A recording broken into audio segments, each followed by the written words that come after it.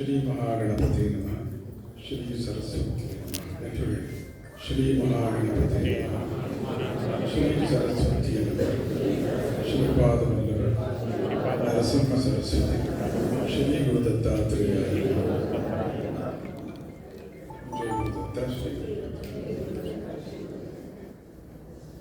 ಲಕ್ಷ್ಮೀ ನರಸಿಂಹ ಅಂದ ಕೂಡಲೇ ಮನಸ್ಸೆಲ್ಲ ಇಲ್ಲಿ ಓಡೋಗ್ಬಿಡ್ತು.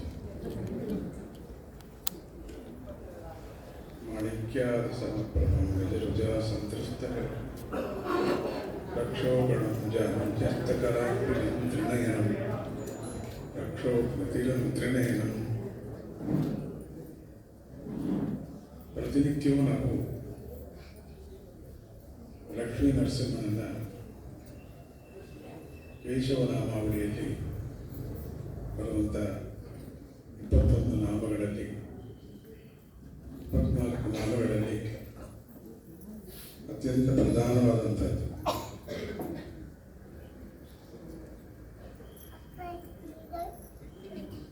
ಅಲ್ಲಿ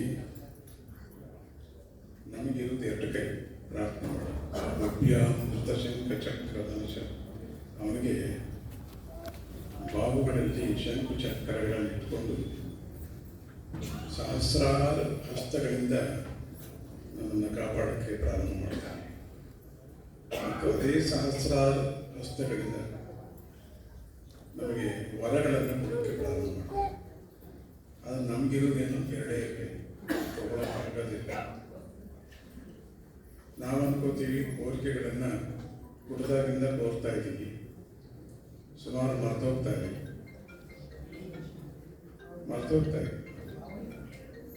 ನಾವು ಇಷ್ಟಕ್ಕೂ ಕೋರಿಕೆಗಳನ್ನು ಓರ್ತಕ್ಕಂಥದ್ದೇ ಒಂದು ಅಪರಾಧವೇನೋ ಅಂತ ಒಂದೊಂದ್ಸತಿ ಅನಿಸುತ್ತೆ. ಅದಕ್ಕೆ ತತ್ವದರ್ಶನದಲ್ಲಿ ಕೋರಿಕೆಗಳನ್ನೇ ಕೋರ್ಕೊಳ್ಳದೆ ಇರುವಾಗೆ ವರವನ್ನು ಕೊಡುವಂಥ ಪರಶುರಾಮರು ಕಾರ್ತಿಕೇಯ ಅರ್ಜುನರು ದತ್ತಾತ್ರೇಯರಿಗೆ ಕೇಳ್ತಾರೆ, ಏನು ವರ ಬೇಕು ನಿಮಗೆ ಅಂದರೆ, ನಮ್ಮೊಬ್ಬರಿಗೆ ಅಲ್ಲ, ನನ್ನನ್ನು ನಿನ್ನನ್ನು ಆರಾಧನೆ ಮಾಡುವಂಥ ಪ್ರತಿಯೊಬ್ಬ ಜನರಿಗೂ ಕೂಡ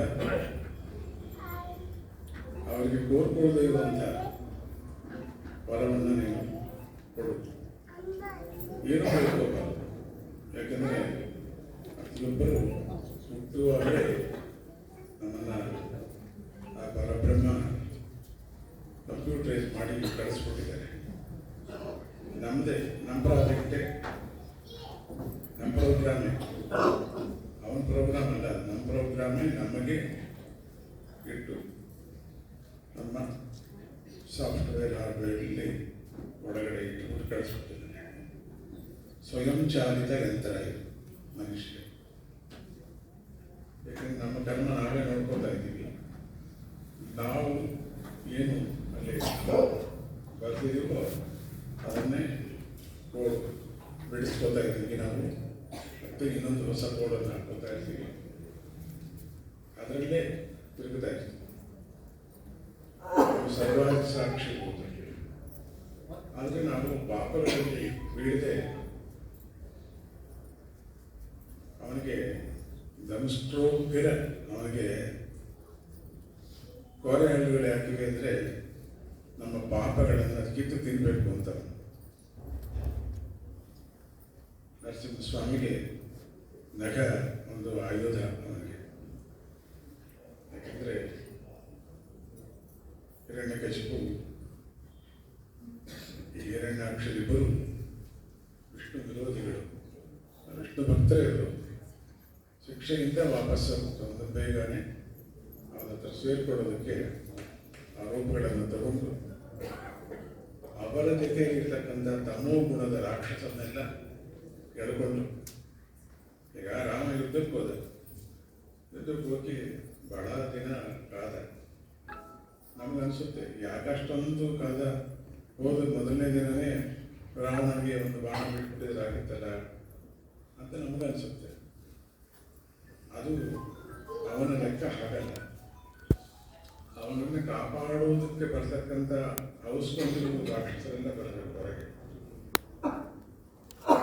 ಅವನ್ನೆಲ್ಲ ಸಂಹಾರ ಮಾಡಿದ್ರೆ ಕೊನೆಯಲ್ಲಿ ಅವನು ಸಂಹಾರ ಮಾಡಿದ. ತಮೋ ಗುಣವನ್ನು ಸಂಹಾರ ಮಾಡಿದೆ ತನ್ನಲ್ಲಿ ಸೇರಿಸ್ಕೊಳ್ಳೋದಕ್ಕೋಸ್ಕರ. ಇಲ್ಲ ಅವರೊಬ್ಬನ್ನೇ ಸಂಹಾರ ಮಾಡಿಬಿಟ್ಟಿದ್ರೆ ಮೊದಲಾಗಿ ಇವರೆಲ್ಲ ಅದರಲ್ಲೇ ಉಳ್ಕೊಂಡ್ಬಿಟ್ಟಿರೋರು, ಇವರೆಲ್ಲ ಉಪದ್ರವಗಳು ಕೊಡ್ತಾ ಇದ್ರು. ಸತ್ವಗುಣದವರಿಗೆ ಉಪದ್ರವ ಕೊಡ್ತಾ ಇದ್ರು. ಸತ್ವಗುಣದಲ್ಲಿ ಇರ್ತಕ್ಕಂಥವ್ರಿಗೆಲ್ಲ ಈ ತಮೋ ಗುಣದ ಇರುವಂತಹ ರಾಕ್ಷಸರು ಈಗಲೂ ಕೊಡ್ತಾ ಇದ್ದಾರೆ. ಈಗಲೂ ಕೆಲವರು ಉಳ್ಕೊಂಡಿದ್ದಾರೆ, ಅದನ್ನು ಮತ್ತೆ ಹುಟ್ಟಿದ್ದಾರೆ ಕೆಲವರು. ಅದರಿಂದ ಧರ್ಮ ವಿರುದ್ಧವಾಗಿ ನಡ್ಕೊಂಡಿರ್ತಕ್ಕಂಥವ್ರು ಕೆಲವರು ಸುಮಾರು ಜನ ಇದ್ದಾರೆ. ಪ್ರಪಂಚದಲ್ಲಿ ಇನ್ನೂ ಇದ್ದಾರೆ, ಪ್ರತಿ ಊರಲ್ಲೂ ಇದ್ದಾರೆ, ಪ್ರತಿ ಕೇರಿನಲ್ಲೂ ಇದ್ದಾರೆ. ಯಾಕಂದರೆ ಈ ಸತ್ವಗುಣಕ್ಕನ್ನ ತಮೋ ಗುಣದವರು ತುಂಬ ಸಂತತಿ ಜಾಸ್ತಿ. ಸತ್ವಗುಣಕ್ಕೆ ಹಬ್ಬ ಅಂದರೆ ಒಂದು ಮಗುವಿಂದ 4 ಮಕ್ಕಳು ಹುಟ್ಟುವುದಷ್ಟೇ. ಎಲ್ಲ ಏನೋ ಭಾಳ ಒಂದು 5-6 ಮೇಲೆ ಇಲ್ಲ. ಅದೇ ತಮೋ ಗುಣದವರಿಗೆ ಮಕ್ಕಳು 100ರಿಂದ 1,000ವರೆಗೂ ಹುಟ್ಟುತ್ತಾರೆ. ಅದು ಸಂತತಿ ಜಾಸ್ತಿ. ಅದು ಈಗ ಮೀನು ಯಾರೋ ಒಬ್ಬರು ಕೇಳಿದ್ರು, ಸ್ವಾಮೀಜಿ ಅಷ್ಟು ಮೀನನ್ನು ಹಿಡಿತಾ ಇದ್ದಾರೆ, ಜೀವಹಿಂಸೆ ಆಗ್ತಾ ಇದೆ, ಅದನ್ನು ಜನಗಳು ವಾದಿಸ್ತಾ ಇದ್ದಾರೆ, ಅದೊಂದು ತರಕಾರಿ ಅಂತ ವಾದಿಸ್ತಾ ಇದ್ದಾರೆ ತಿನ್ಕೊಳ್ಳೋಕ್ಕೋಸ್ಕರವಾಗಿ. ಅದು ಜೀವ ತಾನೇ, ಒಂದು ಜೀವ ಇನ್ನೊಂದು ಜೀವವನ್ನು ತಿನ್ಬೋದ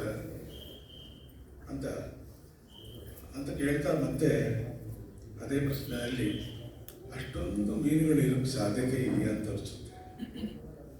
ಇಡೀ ಪ್ರಪಂಚದಲ್ಲಿ ವಿಶಾಲವಾದ ಸಮುದ್ರದಲ್ಲಿ ಲಕ್ಷಾಂತರ ಕೋಟ್ಯಾಂತರ ಮೀನುಗಾರರು ಮೀನನ್ನು ಹಿಡಿತಾ ಇದ್ದಾರೆ. ಕೋಟಿ ಗಟ್ಟಲೆ ಮೀನನ್ನು ಹಿಡಿತಾ ಇದ್ದಾರೆ. ಮೀನನ್ನು ಹಿಡಿದು ಅಲ್ಲದೆ ಸ್ಟೋರ್ ಮಾಡಿ ಹಿಡಿತಾನೆ ಇದ್ದಾರೆ. ಮತ್ತು ಅಷ್ಟೊಂದು ಇನ್ನೂ ಸಿಗ್ತಾ ಇದೆಯಲ್ಲ, ಇದು ದೇವರ ಮಾಯೆ. ಹೇಗೆಂದರೆ ಪ್ರತಿ ದಿನವೂ ಕೂಡ ಒಂದು ಮೀನು ಮೊಟ್ಟೆ ಹಾಕತ್ತಂತೆ. ಒಂದು ಸತಿ ಮೊಟ್ಟೆ ಹಾಕಬೇಕಾದ್ರೆ 60ರಿಂದ 70 ಸಾವಿರ ಮೊಟ್ಟೆ ಹಾಕತ್ತಂತೆ. ಮತ್ತು ಅವು ದೃಷ್ಟಿಯಿಂದ ಮೊಟ್ಟೆಗಳು ಹೊರಗೆ ಬರ್ತವೆ, ದೃಷ್ಟಿಯಿಂದಲೇ ಬೆಳೆಯುತ್ತವೆ, ದೃಷ್ಟಿಯಿಂದಲೇ ತಾಯಿ ಸುತ್ತ ಅವು ಬೆಳೆಯುತ್ತವೆ. ಅವು 20ರಿಂದ 22ನೇ ದಿನಕ್ಕೆ ಅವು 1,000 ಮೊಟ್ಟೆ ಮತ್ತೆ ಹಾಕತ್ವೆ. ಅಂದರೆ ಲೆಕ್ಕ ಹಾಕುವೆ ಎಷ್ಟು ಮೀನುಗಳಾದವು. ಅದರಿಂದ ಎಷ್ಟು ಹಿಡಿದರೂ ಸಾಕು, ಮಿಷನ್ನಲ್ಲಿ ಹಿಡಿತಾ ಇದ್ದಾರೆ. ಬರೀ ಬಲೆ ಬೀಳಿಸಿ ಹಿಡಿಯೋದಲ್ಲದೆ ಮಿಷನ್ನಲ್ಲಿ ಹಿಡಿತಾ ಇದ್ದಾರೆ. ಅಂದರೆ ಜೀವ ಸೃಷ್ಟಿ ಎಷ್ಟು ದೊಡ್ಡದು ಅನ್ನೋದಕ್ಕೆ ಹಿಡಿದಷ್ಟು. ಅದರ ಒಂದು ಜ್ಞಾಪಕ ಇರ್ತದೆ. ಒಂದು ದೇಶದಲ್ಲಿ ಒಂದು ಸಣ್ಣ ಒಂದು ಚಿಕ್ಕದಾಗಿರ್ತಕ್ಕಂಥ ದ್ವೀಪ, ಅಲ್ಲಿ ಸಮುದ್ರದಲ್ಲಿ ಅಲ್ಲಿ ಮೀನೇ ಇಲ್ವಂತೆ. ಯಾಕೆ ಅಂದರೆ ಅಂಟ್ಕೊಂಡಿರ್ತಾರೆ, ಸಮುದ್ರ ಎಲ್ಲ ಕಡೆ ಅಂಟ್ಕೊಂಡಿರ್ತಲ್ಲ, ಆ ಭಾಗದಲ್ಲಿ ಮಾತ್ರ ಇಲ್ಲ ಹಾಗೆ ಅಂತ. ಯಾಕೆ ನೀವು ವಿಷವಾಗಿದೆ ಇಲ್ಲ, ಚೆನ್ನಾಗಿ ಒಳ್ಳೆ ನೀರೇ ಅದು. ಆದರೆ ಆ ದ್ವೀಪದ ಜನ ಮೀನು ಹಿಡಿಯಲ್ಲ. ನೀವು ಹಿಡಿದಷ್ಟು ಬರುತ್ತೆ. ಅಂದರೆ ಇದು ಪರಮಾತ್ಮ ಒಂದು ಲೀಲೆ ಅಂತ ಅನಿಸುತ್ತೆ. ಹಾಗೆ ಈ ಸತ್ವಗುಣ ಇರ್ತಕ್ಕಂಥವರಿಗೆ ಸಂತತಿ ಕಮ್ಮಿ ಆಗುತ್ತೆ, ಕಮ್ಮಿ ಆಗ್ತಾನೂ ಹೋಗುತ್ತೆ. ಒಂದು ಸಮಯದಲ್ಲಿ ಸಂತತಿ ಕೂಡ ಇಲ್ಲದೇ ಇರುವಂತಹ ಪರಿಸ್ಥಿತಿಗಳು ಕೆಲವರಿಗೆ ಬರ್ತವೆ. ಆದರೆ ಅದೇ ತಮೋ ಗುಣ ಇರ್ತಕ್ಕಂಥವರಿಗೆ, ಯಾಕೆಂದರೆ ಸಾತ್ವಿಕ ಆಹಾರ ತಗೊಳ್ಳೋರು ಅವರು, ಅದರಿಂದ ತಾಮಸ ಆಹಾರವನ್ನು ತಗೋತಾ ಇದ್ದಾರೆ. ತಾಮಸ ಆಹಾರಕ್ಕೆ ಸಂತತಿ ಜಾಸ್ತಿ ಆಗ್ತಾ ಇದೆ. ಇಲ್ಲಿ ಮೀನು ಅಷ್ಟೇ ತಾಮಸ ಆಹಾರ ತಗೋತಾ ಇದೆ ಕೆಳಗಡೆ ಸಮುದ್ರದಲ್ಲಿ, ಅದರಿಂದ ಸಂತತಿ ಜಾಸ್ತಿ ಆಗ್ತಾ ಇದೆ. ಅದರಿಂದ ಸಾತ್ವಿಕ ಆಹಾರವನ್ನು ಯಾರು ತಗೋತಾ ಇದ್ದಾರೋ ಸಾತ್ವಿಕ ಗುಣನೇ ಹುಟ್ಟುತ್ತೆ ಅವರಿಗೆ, ಸಾತ್ವಿಕ ಸಂತತಿ ಹುಟ್ಟುತ್ತೆ, ಸಾತ್ವಿಕವಾದ ಬುದ್ಧಿ ಹುಟ್ಟುತ್ತೆ. ಅದರಿಂದ ಇಲ್ಲಿ ಇಷ್ಟು ಜನನ್ನ, ಇಷ್ಟು ರಾಕ್ಷಸರನ್ನ ಒಂದೇ ಸತಿ ಯಾಕೆ ನಾಶ ಮಾಡಲಿಲ್ಲ ಅಂದರೆ, ಅವರಿಗೆ ಅನುಸರಿಸಿಕೊಂಡಿರ್ತಕ್ಕಂಥ ಕಂಸನನ್ನು ಸಂಹಾರ ಮಾಡುವಾಗ ಭಾಳ ಹೊತ್ತು ನೋಡಿ ಸಂಹಾರ ಮಾಡಬೇಕು. ಶ್ರೀಕೃಷ್ಣ ಕಂಸನಿಗೆ ಸಂಬಂಧಪಟ್ಟವರು ಎಲ್ಲರೂ ಹೊರಗೆ ಬಂದ ಮೇಲೆ ಕಂಸನ ರಕ್ಷಣೆ ಮಾಡ್ಕೋಬೇಕು, ರಾಜನ ರಕ್ಷಣೆ ಮಾಡಿಕೊಟ್ಟು ಧರ್ಮ ತಾನೆ. ಅದರಿಂದ ಅವಸ್ಕೊಂಡಿದ್ದವರೆಲ್ಲ ಹೊರಗೆ ಬಂದಿದ್ದಾರೆ.